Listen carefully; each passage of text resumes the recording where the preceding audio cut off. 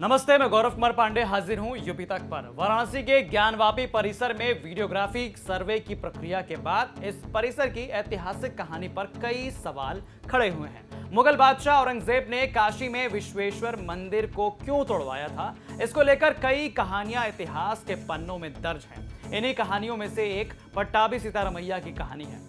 उन्होंने अपनी किताब फेदर्स एंड स्टोन्स में एक मौलाना की पांडुलिपि का जिक्र करते हुए बताया कि आखिर औरंगजेब ने मंदिर क्यों तोड़वाया।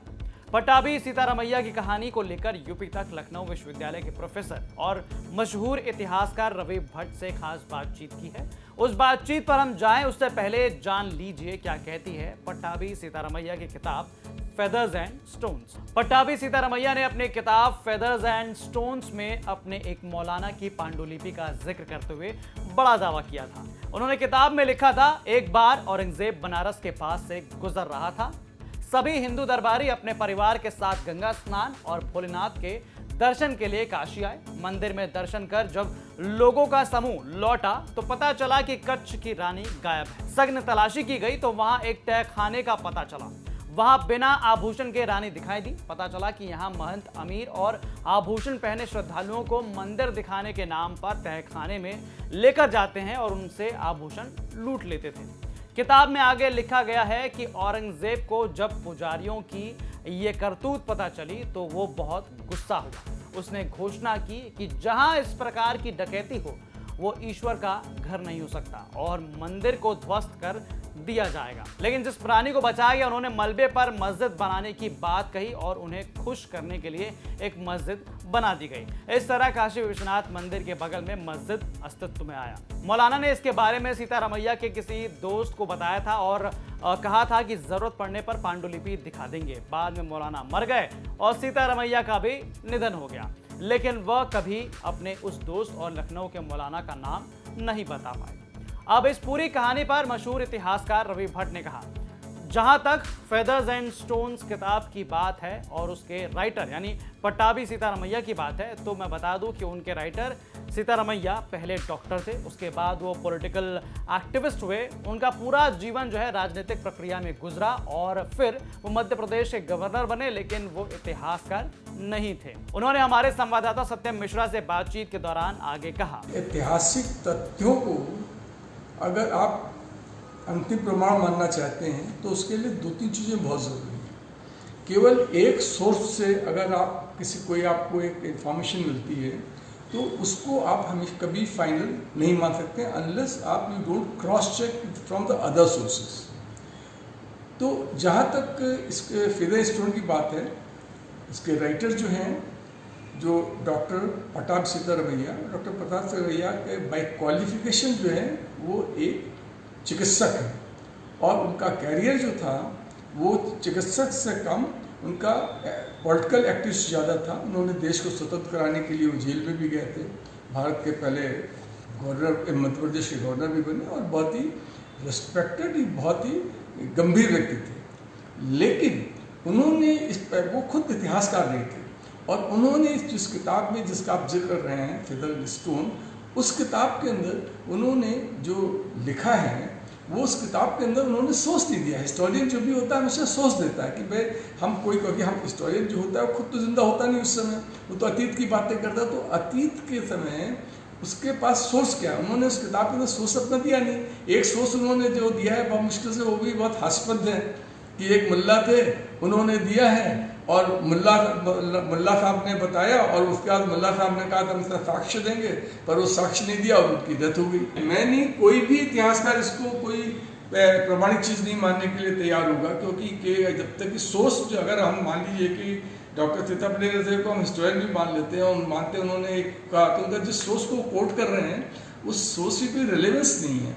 मतलब मैं नहीं है, कोई भी स्टूडेंट आपको बोलेगा मैं कोई बहुत बड़ा कमाल नहीं कर रहा हूँ, कोई भी स्टूडेंट इसको मानी गई नहीं, इसको है। मैं ये नहीं कह रहा हूँ जो उसमें लिखा गया गलत है सही, मैं इस पर फैसले नहीं दे रहा हूँ। मैं ये कह रहा हूँ कि लेकिन ये सोर्स जो है डॉक्टर पट्टाभी सीतारमैया का, वो अपने आप में पर्याप्त नहीं है उनकी बात को सपोर्ट करने के लिए, उनकी बात को प्रमाणित करने के लिए ही ऐसा हुआ। कि अभी एक हिस्टोरियन हुआ है जिसके बारे में एक शख्स जिसने सबसे ज़्यादा औरंगजेब पे काम किया है, और उनका नाम है सर जदुनाथ सरकार। सर जदुनाथ सरकार is a very respected historian in the India, और औरंगजेब पे उनसे ज़्यादा किसी ने काम नहीं किया है। और उन्होंने एक किताब को खुद ट्रांसलेट किया है, वो फारसी में लिखी किताब है, उसका नाम मासरे आलमगिरी नाम किताब का नाम है। उसको उन्होंने ट्रांसलेट किया, और खाली मासरे आलमगिरी को ट्रांसलेट ही नहीं किया है, उस पहली बात तो उन्होंने स्लैग समझा कि इसको फारसी से ट्रांसलेट करेंगे इंग्लिश में। दूसरी बात उसके लिए उन्होंने कहा है कि ये मुगल कालीन गजेटियर है, मतलब इतने ज़्यादा उसको किसी किताब को क्या इज्जत दी जा सकती है। और उसका जो राइटर है उसका नाम है साकी मुस्तैद खान। साकी मुस्तैद खान की खास बात ये है कि वो कोई दरबारी इतिहासकार नहीं था। हिंदुस्तान के अंदर इतिहास लिखने की परंपरा नहीं रही है पश्चिमी देशों को कंपैरिजन में। यहाँ पर ज़्यादातर जो इतिहास लिखा गया है वो दरबारी जो इतिहासकार उन्होंने लिखा है या कवियों ने लिखा है, तो उसके अंदर उसको प्रमाणिक इतिहास केवल तिथि के हिसाब से सही माना जा सकता है कि इस डेट को शादी औरंगजेब की हुई थी या अकबर की हुई थी, इस तारीख को मरे थे। लेकिन बाकी बातें वो अधिकतर अपने जो उनके जो मालिक होते थे, उनके जो राजा महाराजा थे, उनकी तारीफ में वो लिखा करते थे और उनकी गलतियों को छिपाने की कोशिश करते थे। जैसे कि अकबर का फैजी ने लिखा अकबरनामा, आपका शाहजहाँ का बादशाहनामा लिखा हुआ है, या पृथ्वीराज चौहान का चंद्रबरदाई ने लिखा है। तो अब चंद्रबरदाई की पूरी बातों को सही नहीं माना जा सकता है, फैजी की बातों को पूरा सही नहीं माना जाता है। लेकिन इस केस में मुस्तैद खान जो है वो एक स्वतंत्र और अपनी इच्छा से उन्होंने किताब लिखी थी, वो कोई दरबारी इतिहासकार नहीं थे। वो तो उनकी बातों वो उसके समय पर थे, और उनके समय पर होने थे। आप औरंगजेब का पीरियड जो होता है 1658 से शुरू होकर 1787 में औरंगजेब की डेथ होती है। इस पूरे पीरियड को उन्होंने कवर करा है, और किताब पूरी जब हुई है वो औरंगजेब की डेथ के 3 साल बाद हुई है, वो 1710 में हुई किताब। उस किताब के अंदर इस ढंग का किसी वाक़या का जिक्र नहीं है। उसके अंदर जो इसके तोड़ने का कारण लिखा हुआ है, जो उसके अंदर तोड़ने का कारण ये लिखा है कि औरंगजेब को जब ये पता लगा कि कुछ लोग जो है, कुछ लोगों को भगवान नहीं है, या भगवान जो खुदा में डिसबिलीवर्स को इंग्लिश में कहते हैं, डिसबिलीवर लोग जो हैं वो अपनी किताब के बारे में लोगों को पढ़ा रहे हैं, यानी कि अपने इस्लाम के अलावा जो है वो पढ़ा रहे हैं किताब को। मुल्तान के अंदर पढ़ा रहे हैं, बनास के आसपास पढ़ा रहे हैं, पाठशाला में मंदिर के आसपास। तो उससे नाराज होकर उसने अपने अलग अलग जो सूबे थे उनके गवर्नरों को आदेश दिया कि इसको रोका जाए और इसको मंदिरों को ऐसे ही जा रहे हैं उनको तोड़ा जाए। तो इस मंदिर को तोड़ने का कारण यही रीज़न दिया जाता है कि औरंगजेब ने ये अप्रैल आपको 1669 के अंदर आदेश दिया था, और सितंबर पर औरंगजेब को खबर मिल गई थी कि इसको तोड़ दिया गया। तो यहाँ आपने सुना कि मशहूर इतिहासकार रवि भट्ट का कहना है कि जिस किताब का जिक्र लखनऊ के विश्वविद्यालय के प्रोफेसर ने किया उसकी क्रेडिबिलिटी क्या है। लखनऊ विश्वविद्यालय के प्रोफेसर के ऊपर जो एफआईआर दर्ज हुई है उस पर बात ना करते हुए उन्होंने कहा कि अगर उन्होंने कुछ कहा है तो जिम्मेदारों को आगे आकर उस पर रिसर्च करना चाहिए, लेकिन किताब के तथ्यों को मैं गंभीरता से नहीं लेता हूं। बहरहाल कैसी लगी आपको ये रिपोर्ट हमें कमेंट करके जरूर बताएं, और तमाम अपडेट्स के लिए पढ़िए यूपी तक की वेबसाइट, जिसका लिंक जो है डिस्क्रिप्शन बॉक्स में दिया गया, और तमाम ऐसे अपडेट्स जानने के लिए देखते रहिए यूपी तक। नमस्ते।